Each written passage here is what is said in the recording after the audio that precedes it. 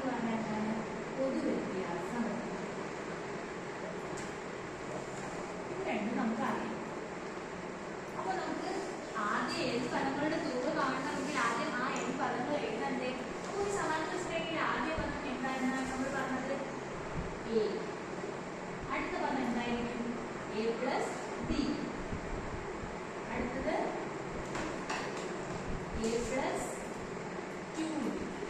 അങ്ങനെ എത്ര പദം? എന്നാം പദം വരെ എഴുതുക. എന്നാം പദം എന്തായിരിക്കും?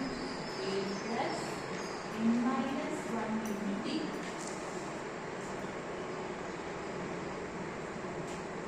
നമുക്ക് ഇതിന് തുക കാണണം. തുക കാണണം എന്ന് പറഞ്ഞാൽ എല്ലാം ഇവിടെ ആഡ് ചെയ്യണമല്ലോ.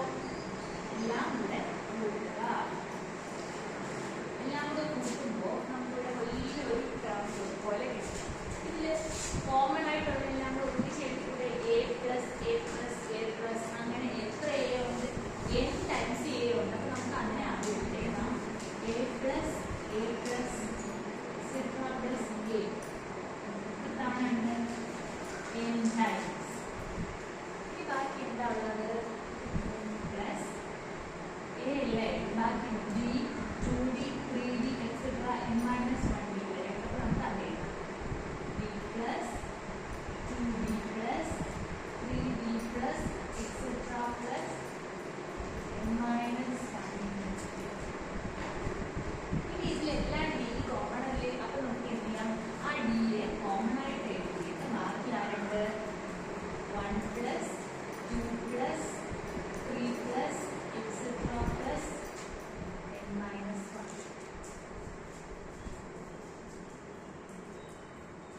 ഇനി a plus etcetera plus a n times a ഉണ്ട്. അതിന് നമുക്ക് ചുരുക്കി എങ്ങനെ എഴുതാം? n a എന്ന് എഴുതിക്കൂടെ? ഇനി നമുക്ക് ഇതുപോലെ 1 plus 2 plus 3 plus etcetera plus n അങ്ങനെ വന്നു കഴിഞ്ഞാൽ ആദ്യത്തെ n എണ്ണൽ സംഖ്യകളുടെ തുക എത്രയാണെന്ന് നമുക്കറിയാം. n ഇൻറ്റു n പ്ലസ് 1/2 ആണെന്ന് നമുക്കറിയാം അല്ലേ? ഇവിടെ പക്ഷെ n പദങ്ങൾ ഉണ്ടോ? n മൈനസ് 1 പദങ്ങളേ ഉള്ളൂ. അപ്പൊ നമുക്ക് ഇവിടെ n ന് പകരം n മൈനസ് 1 കൊടുത്തു നോക്കിയാൽ എന്ത് കിട്ടും? n മൈനസ് 1 ഇൻറ്റു വീണ്ടും n ന് പകരം n മൈനസ് 1 കൊടുക്കുക പ്ലസ് 1/2. ഇതിനെ സിംപ്ലിഫൈ ചെയ്യുമ്പോൾ എന്ത് കിട്ടും? n മൈനസ് 1 ഇൻറ്റു n/2 അല്ലെങ്കിൽ നമുക്ക് എഴുതാം n ഇൻറ്റു n മൈനസ് 1/2. അതിനെ നമുക്ക് നേരെ ഇവിടെ കൊണ്ടുവന്ന് എഴുതിക്കൂടെ? നമുക്ക് ഇവിടെ എന്ത് കിട്ടും? na plus d. ഇതിന് പകരമാണ് നമുക്ക് എന്ത് എഴുതാം? n into n minus 1/2. n into n minus 1/2. ഇത്ര എല്ലാവരും ബുക്കിൽ എഴുതിയായിരുന്നോ?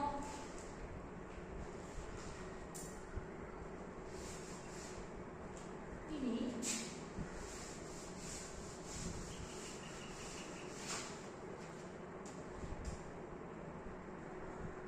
നമുക്ക് ഇതിനെ സിംപ്ലിഫൈ ചെയ്യാം.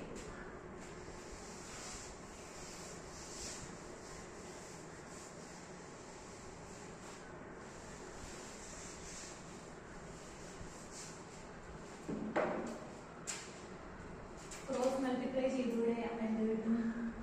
2na plus b into n into n minus 1 divided by 2 കിട്ടും. ഇനി നമുക്കിതിനെ n കോമൺ എടുത്താലോ?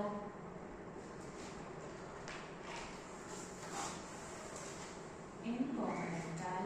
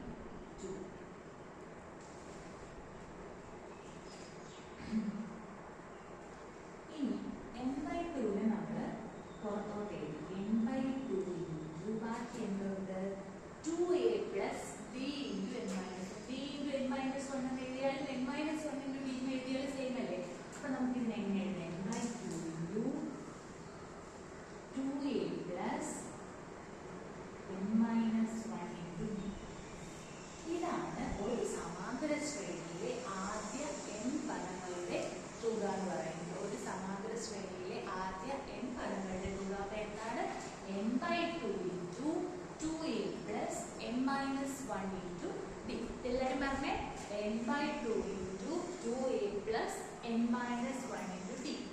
n എന്ന് പറഞ്ഞാൽ എത്ര പദങ്ങളുണ്ടോ അതാണ് n. a എന്ന് പറഞ്ഞാൽ എന്താണ്? ആദ്യ പദം. b എന്ന് പറഞ്ഞാൽ എന്താണ്? പൊതുവ്യത്യാസം. അപ്പം നമുക്ക് ഇത് വെച്ചിട്ട് ഒരു ക്വസ്റ്റ്യൻ ചെയ്യാം. എല്ലാവരും ക്വസ്റ്റ്യൻ എഴുതണേ.